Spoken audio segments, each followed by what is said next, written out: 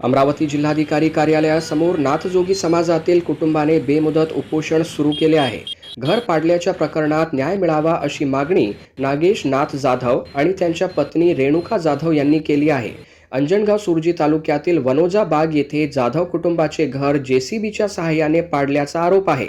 या प्रकरणी ग्रामपंचायत, पोलीस, तहसीलदार, जिल्हाधिकारी आणि पोलीस अधीक्षकांकडे निवेदन देऊनही कारवाई झाली नसल्याचा आरोप कुटुंबियांनी केला आहे।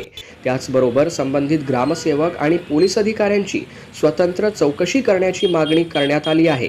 न्याय मिळेपर्यंत उपोषण मागे घेणार नाही असा निर्धार नागेश जाधव यांनी व्यक्त केला आहे।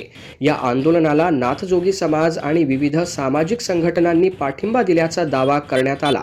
आता प्रशासन या प्रकरणाची दखल घेऊन काय कारवाई करते याकडे लक्ष लागले आहे।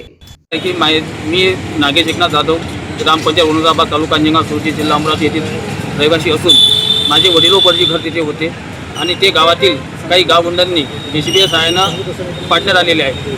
आणि या गोष्टीला आज 2 महिने उलटूनही याच्यावरती ठोस कारवाई झालेली नाही आहे आरोपींवरती, आणि शासनाने पण याची कुठंच दखल घेतलेली नाही आहे। मी सर्व ऑफिसमध्ये सविस्तर अर्ज पत्रव्यवहार पूर्ण केलेला आहे।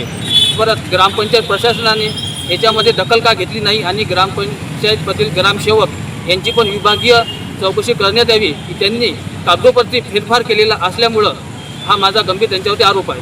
यामध्ये कोण दोषी असं तुम्हाला वाटतं? दोषी जे आहेत गावातील आरोपी, ग्रामपंचायत प्रशासन, पोलीस प्रशासन, स्थानिक पोलीस प्रशासन, यामध्ये अनंत वडतकर जेव्हा माझी घटना घडली तेव्हा तिथे तत्कालीन ठाणेदार होते, आणि ग्रामसेवक VR सराट